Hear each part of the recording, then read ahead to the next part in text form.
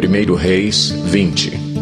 O rei Ben-Hadad da Síria convocou todo o seu exército e, acompanhado de 32 reis com seus cavalos e carros de guerra, cercou e atacou Samaria. Ele enviou mensageiros à cidade, a Acabe, o rei de Israel, que lhe disseram: Isto é o que diz Ben-Hadad: a sua prata e o seu ouro são meus, e o melhor de suas mulheres e filhos também. O rei respondeu: Que seja conforme tu dizes, ó rei, meu senhor. Eu e tudo o que tenho somos teus. Os mensageiros voltaram mais uma vez ao rei Acabe e disseram: Assim diz Ben-Hadad: mandei tomar sua prata e seu ouro, suas mulheres e seus filhos. Mas amanhã, a esta hora, enviarei meus oficiais para vasculharem o seu palácio e as casas dos seus oficiais. Eles me trarão tudo o que você considera de valor. O rei de Israel convocou todas as autoridades de Israel e lhes disse: Vejam como esse homem está querendo a nossa desgraça. Quando mandou tomar as minhas mulheres e os meus filhos, a minha prata e o meu ouro, eu não lhe neguei. As autoridades e todo o povo responderam: Não lhe deis atenção, nem concordes com as suas exigências. E ele respondeu aos mensageiros de Ben-Hadad: Digam ao rei, meu senhor: Teu servo fará tudo o que exigiste na primeira vez, mas não posso atender a esta exigência. E eles levaram a resposta a Ben-Hadad. Então Ben-Hadad mandou esta outra mensagem a Acabe: Que os deuses me castiguem com todo o rigor, caso fique em Samaria pó suficiente para dar um punhado a cada um dos meus homens. O rei de Israel respondeu: Digam-lhe: quem está vestindo a sua armadura não deve se gabar como aquele que a está tirando. Ben-Hadad recebeu essa mensagem quando ele e os reis estavam bebendo em suas tendas e ordenou aos seus homens: Preparem-se para atacar a cidade. E eles lhe obedeceram.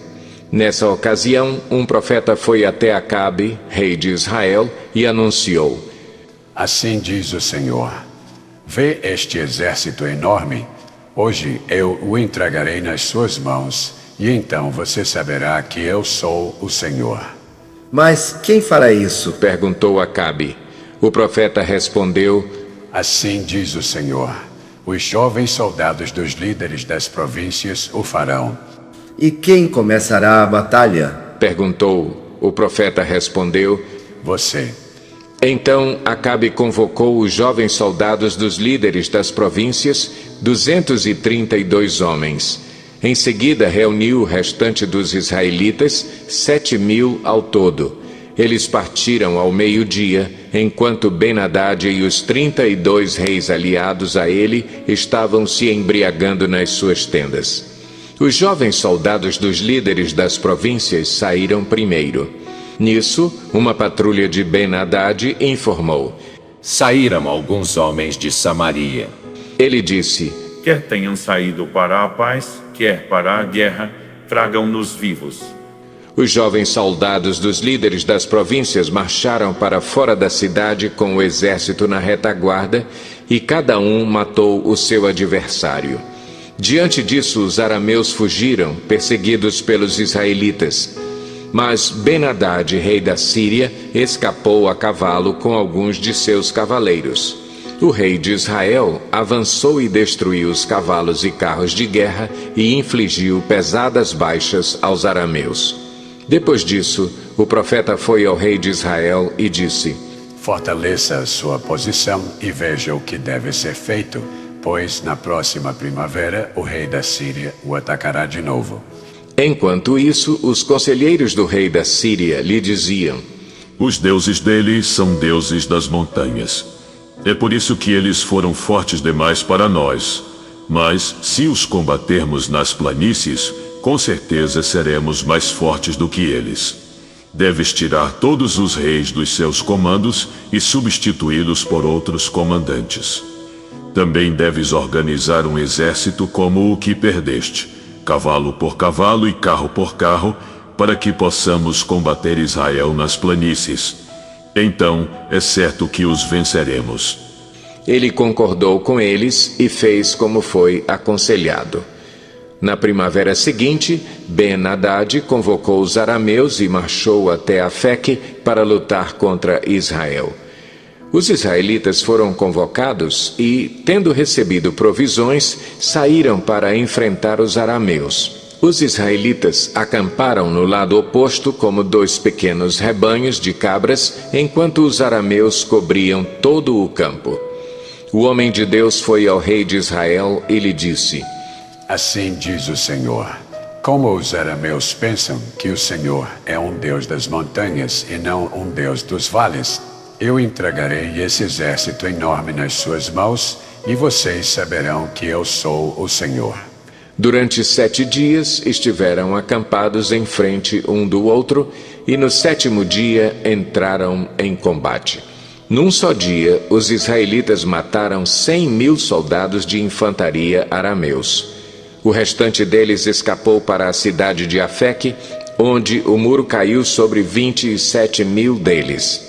Ben-Hadad também fugiu para a cidade e se escondeu, ora numa casa, ora noutra. Seus oficiais lhe disseram: Soubemos que os reis do povo de Israel são misericordiosos. Nós vamos até o rei de Israel vestido com panos de saco e com cordas no pescoço. Talvez ele poupe a tua vida. Vestindo panos de saco e tendo cordas envolvendo o pescoço, foram ao rei de Israel e disseram: Teu servo Ben-Hadad diz: Rogo-te que me deixes viver. O rei respondeu: Ele ainda está vivo? Ele é meu irmão. Os homens interpretaram isso como um bom sinal e de imediato aproveitaram o que ele tinha dito. Isso mesmo, teu irmão Ben-Hadad, disseram. Tragam-no aqui, disse o rei.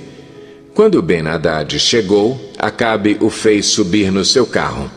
Devolverei as cidades que o meu pai tomou do teu pai, ofereceu Ben-Hadad. Tu poderás estabelecer os teus próprios mercados em Damasco, como fez meu pai em Samaria. Acabe disse: mediante um tratado, libertarei você. Então fizeram um tratado e Acabe o deixou ir. Por ordem do Senhor, um dos discípulos dos profetas disse ao seu companheiro: fira-me. Mas o homem se recusou a fazê-lo. Então o profeta disse: como você não obedeceu ao Senhor, assim que você sair daqui, um leão o ferirá. E logo que o homem partiu, um leão o atacou e o feriu. O profeta encontrou outro homem e lhe disse: fira-me, por favor. Este o atingiu e o feriu. Então o profeta saiu e ficou ao lado da estrada, à espera do rei. Ele se disfarçou, cobrindo os olhos com sua testeira. Quando o rei ia passando, o profeta gritou para ele: em pleno combate teu servo entrou, e alguém veio a mim com um prisioneiro e me disse: vigie este homem. Se ele escapar, será a sua vida pela dele, ou você deverá pagar 35 quilos de prata. Enquanto o teu servo estava ocupado com outras coisas, o homem desapareceu. Essa é a sua sentença, disse o rei de Israel. Você mesmo a pronunciou. Então o profeta rapidamente removeu a testeira dos olhos e o rei o reconheceu como um dos profetas. Ele disse ao rei: assim diz o Senhor, você libertou um homem que eu havia decidido que devia morrer. Por isso é a sua vida pela vida dele, o seu povo pelo povo dele. Aborrecido e irritado, o rei de Israel voltou para o seu palácio em Samaria. 1 Reis 21. Algum tempo depois, houve um incidente envolvendo uma vinha que pertencia a Nabote de Jezreel. A vinha ficava em Jezreel, ao lado do palácio de Acabe, rei de Samaria. Acabe tinha dito a Nabote: dê-me a sua vinha para eu usar como horta, já que fica ao lado do meu palácio. Em troca, eu lhe darei uma vinha melhor, ou, se preferir, eu lhe pagarei, seja qual for o seu valor. Nabote, contudo, respondeu: o Senhor me livre de dar a ti a herança dos meus pais. Então Acabe foi para casa, aborrecido e indignado, porque Nabote de Jezreel lhe dissera: não te darei a herança dos meus pais. Deitou-se na cama, virou o rosto para a parede e recusou-se a comer. Sua mulher Jezabel entrou e lhe perguntou: por que você está tão aborrecido? Por que não come? Ele respondeu-lhe: porque eu disse a Nabote de Jezreel: venda-me a sua vinha, ou, se preferir, eu lhe pagarei outra vinha em lugar dessa. Mas ele disse: não te darei minha vinha. Disse-lhe Jezabel, sua mulher: é assim que você age como rei de Israel? Levante-se e coma, anime-se. Conseguirei para você a vinha de Nabote de Jezreel. Então ela escreveu cartas em nome de Acabe, pôs nelas o selo do rei e as enviou às autoridades e aos nobres da cidade de Nabote. Naquelas cartas ela escreveu: decretem um dia de jejum e ponham Nabote sentado num lugar de destaque entre o povo. E mandem 2 homens vadios sentar-se em frente dele e façam com que testemunhem que ele amaldiçoou tanto a Deus quanto ao rei. Levem-no para fora e apedrejem-no até a morte. As autoridades e os nobres da cidade de Nabote fizeram conforme Jezabel os orientara nas cartas que lhes tinha escrito. Decretaram jejum e fizeram Nabote sentar-se num local destacado no meio do povo. Então 2 homens vadios vieram e se sentaram em frente dele e o acusaram diante do povo, dizendo: Nabote amaldiçoou tanto a Deus quanto ao rei. Por isso o levaram para fora da cidade e o apedrejaram até a morte. Então mandaram informar a Jezabel: Nabote foi apedrejado e está morto. Assim que Jezabel soube que Nabote tinha sido apedrejado até a morte, disse a Acabe: levante-se e tome posse da vinha que Nabote de Jezreel recusou-se a vender-lhe. Ele não está mais vivo, está morto. Quando Acabe ouviu que Nabote estava morto, levantou-se e foi tomar posse da vinha. Então a palavra do Senhor veio ao tesbita Elias: vai encontrar-se com Acabe, o rei de Israel, que reina em Samaria.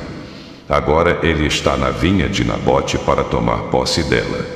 Diga-lhe que assim diz o Senhor: você assassinou um homem e ainda se apossou de sua propriedade? E acrescente: assim diz o Senhor: no local onde os cães lamberam o sangue de Nabote, lamberão também o seu sangue. Isso mesmo, o seu sangue. Acabe disse a Elias: então você me encontrou, meu inimigo? Eu o encontrei. Ele respondeu: porque você se vendeu para fazer o que o Senhor reprova. E ele diz: vou trazer desgraça sobre você.